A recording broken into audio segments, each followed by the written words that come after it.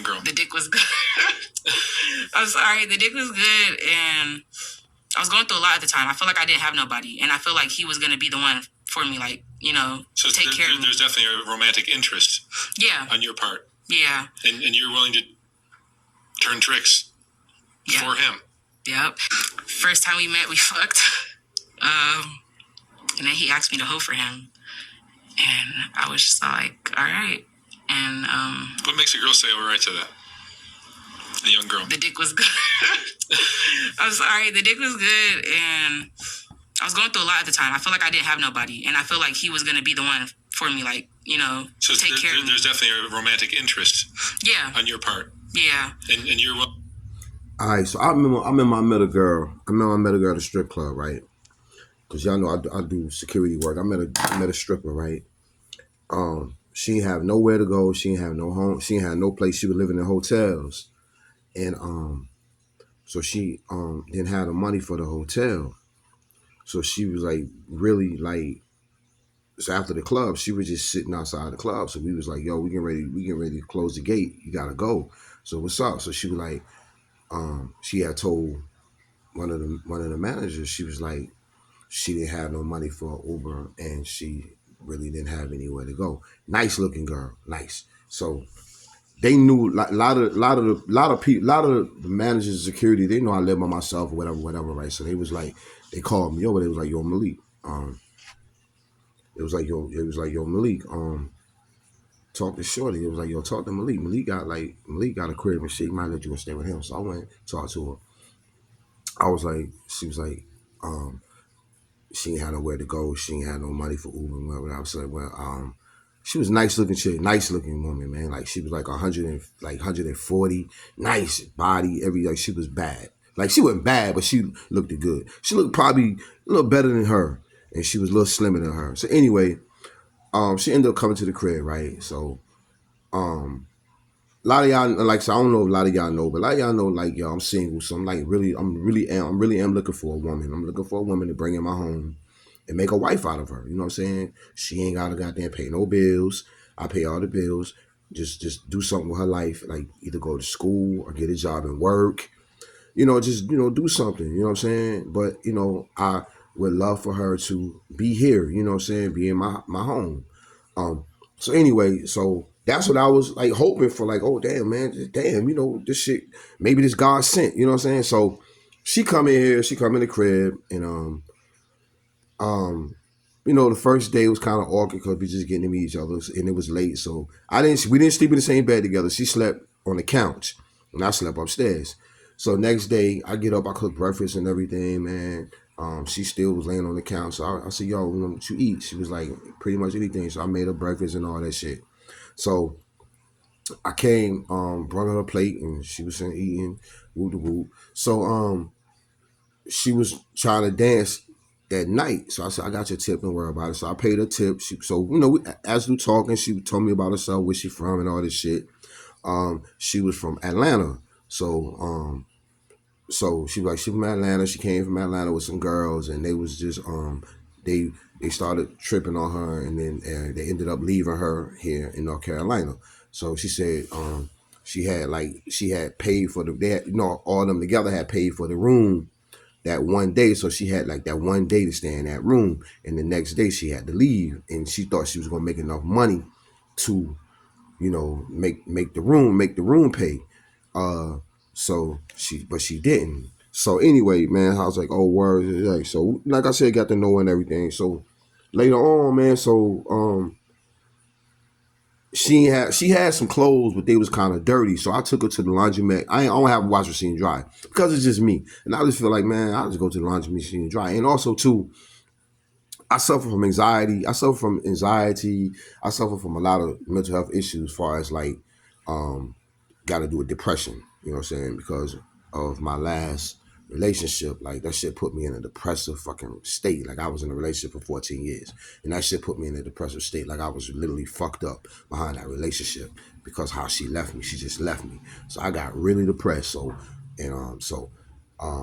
anyway, so I go out So going out to the laundromat helps me, my depression, get out and socialize with people, because I really did for like 2 years stay secluded in this house. I didn't move. I didn't do nothing. I stayed secluded in this house. So, because I was just fucked up, you know what I'm saying? So anyway, so going to the laundromat is like my way of getting out, you know what I'm saying, and mingling with people and shit like that. So we went to the laundromat. I paid for her clothes to get washed and everything. So she did have some money from that night. I picked her up. So she went and got some hygiene shit, whatever. And so anyway, she came back to the house. So yeah, we chilling, like, you know, we chilling. So, you know, we chilling. So I ordered some food. We sitting there chilling, talking, watching a movie and whatever. So I'm asking, I'm saying, what you think? Man, you think there's somewhere you could be? She was like, yeah, I like you, cool. I like you. I like this place. It's a beautiful house. Beautiful house. I can't believe you live here by yourself. You know, woo the woo, man. Yeah, woo the woo, right? So time to go to work. So we get ready to go. So she goes. So I'm like, all right. So I told her worry about a tip. I got a tip. You know what I'm saying? So it didn't matter what time. I had to be to work at 9:30. So I said, you just ride with me. So like, the girls, if they did like 8:30, that's early, so they get an earlier tip. So the tip, if you get there like 8:30, the tip probably like $30. But then it's like, you know, it goes up like $20 after 8:30. So I told her, don't worry about it. Every time we get there, so 9:30, I got it. So we got there at 9:30. So we pull up at 9:30, boom, she get out, whatever. So she dancing, whatever. She dancing. She making a little money throughout the night. So boom, right?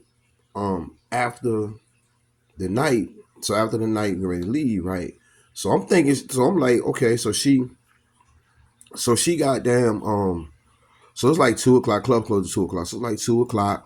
And I'm like not bothering her, like I'm like not even paying no attention to what she doing. You know, I know she a dancer, she doing her thing. So 2:00 come, right? So we closing up. So all the dancers getting ready to leave and everything. So I turn around, right? So I turn around, and mind you, I wasn't even thinking, but she had her dance bag. I didn't even pay no attention to it. So I'm looking around for her, like, oh, damn. So I go in the dressing room, all the dancers leaving. So I'm like, all the dancers leaving. So my manager was like, yo, what happened, well, girl? I said, nah, I ain't do nothing with her, man. We just chill with her. I said, yo, he was like, you ain't fuck? I'm like, nah, man. We just chill and talk, whatever. I said, she knows me. I want my fucker with her like that. He was like, yeah, woo. So he was like, she going back with you? And I was like, yeah. I said, yeah, I guess. So I'm looking around for her. And then, so I go outside, look in the dressing room.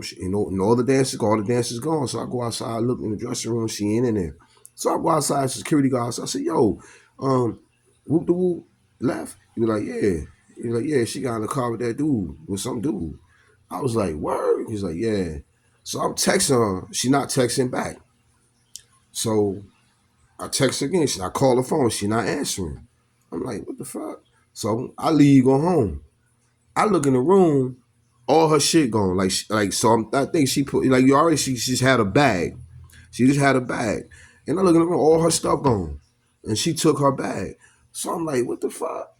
So, like, she got nothing here. So I'm like, damn, like, all her hygiene shit, everything gone. Like, she took all her shit with her when she left with me, and I didn't pay attention to it. So so after that, man, I'm like, damn. So I text her the next day. She didn't respond. So I text her, and later, like an hour later, she didn't respond. I called her, she didn't respond. So later on in the club, she comes to the club. She was like, yeah, I just left, man. I wasn't feeling it. I just left. I'm like, what you mean? What you wasn't feeling? She was like, nah, I'm good. And I'm like, okay. And I just left it alone.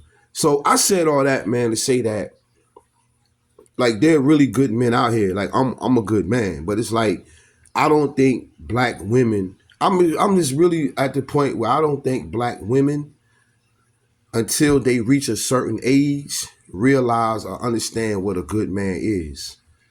And by the time they realize and understand what a good man is, good men don't want them, because what I'm seeing with a lot of us good men, a lot of us men, black men specifically, honestly, man, I go to the gym. I see a lot of men I'm 58 years old. I see a lot of men my age in the gym getting their body together. And they're not sacrificing all their hard work to be with a woman that doesn't put in the same amount of hard work that they're putting in, trying to stay in shape and look good as far as their body wise. Now, and I do sincerely feel like as a man, we don't care about your money. Y'all keep want to bring up your money. I make this, I make that, I make this amount of money, I do this, I got this degree. We don't care. As a man get older, we do not give a fuck about how much money you make. We don't care. We don't give a fuck about how many degrees you got. We don't give a fuck. We only care about, are you going to be my woman? Are you going to be sincere to me? Are you going to be loyal to me? Are you going to shut the fuck up and listen? And what that body look like? Like, are you're not overweight? And that's what I noticed with a lot of older men. Like, we don't care. We don't give a fuck, man. I talk to older men. I'm an older man. We don't give a fuck about your money. We don't care about your degrees. We don't care about your businesses. We don't give a fuck about what car you drive because we got our own shit. That's some young boy shit that worry about, oh, man, my shorty got this, my shorty got that. I was just talking to an older dude the other day, man, and he feel the same way I feel, man. Nobody give a fuck. I got cars. I don't give a fuck about that shit. A motherfucker woman sitting up here talking about she got Lamborghinis, bitch. You just got more issues and more problems and more bills that you want me to help you pay. And no, bitch, I'm not doing it. So that's how we think.